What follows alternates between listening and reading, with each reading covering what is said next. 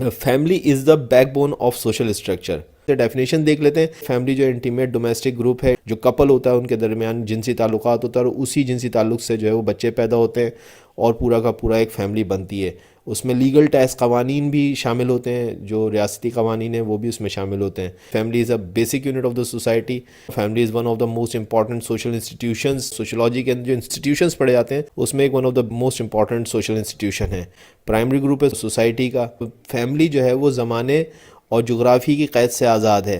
یعنی کہ آج ہم 2020 میں بھی فیملی کو دیکھتے ہیں، 1020 میں بھی فیملی تھی.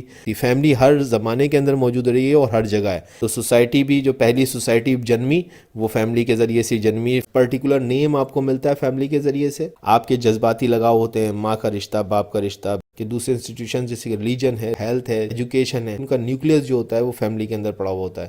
کہ فیملی آپ کی پرسنالٹی کو شیپ دیتی ہے. کوئی مذہبی گھرانہ ہے تو وہ ایک مذہبی رخ میں نظر آئیں گے. کوئی فلمی بیک گراؤنڈ کا کوئی گھرانہ ہے، ان کی پرسنالٹیز جو ہیں وہ ڈفرینٹ ٹائپ کی ہوں گی.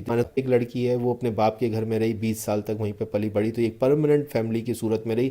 لیکن جیسی اس کی شادی ہوتی ہے تو اس کی فیملی چینج ہو جاتی ہے. تو چینجیبل بھی ہے. اب دیکھ لیتے ہیں ٹائپس آف فیملی کہ دو طرح کی فیملی جو ہیں وہ نیوکلیئر اور جوائنٹ فیملیز ہیں. تو وہ کہتا ہے کہ نیوکلیئر یعنی کہ سنگل میرڈ کپل ہوگا جس کے ساتھ بچے ہوں گے. جوائنٹ میرڈ کپل کے اندر 2 اور مور دین 2 میرڈ کپلز جو ہیں وہ ایک ہی گھر کے اندر جڑے ہوئے ہوں گے. کائنڈس کی بنیاد پہ ڈیوائڈ کر سکتے ہیں: مونوگیمس اینڈ پالیگیمس. مونوگیمس وہ شادی جس کے اندر کہ ایک شخص جو ہے وہ ایک بیوی رکھتا ہے یا ایک بیوی ایک شوہر رکھتی ہے. پالیگیمس کے اندر ایک شخص 2 بیویاں یا 2 سے زائد رکھتا ہے، یا ایک عورت جو ہے وہ 1 سے زائد شوہر رکھتی ہے. تیسری جو بیس بنتی ہے وہ اتھارٹی بنتی ہے. میٹریارکل ہوتی ہے یا تو پیٹریارکل ہوتی ہے. میٹریارکل کے اندر ننیال اور پیٹریارکل کے اندر ددیال. پیٹریارکل ہی یعنی کہ دادا اور والد زیادہ ہیڈ آف دا فیملی ہوتا ہے. تو اس کے بعد فنکشنز ہیں. فنکشنز کو ڈیوائڈ کر دیا گیا اسینشل فنکشنز اور نان اسینشل فنکشنز کے اندر. جو سیکس کی نیڈ ہے فیملی آپ کو یہ جائز پلیٹ فارم دیتی ہے. تو یہ ریپروڈکشن ہوتی ہے، نسل جاری رہتی ہے.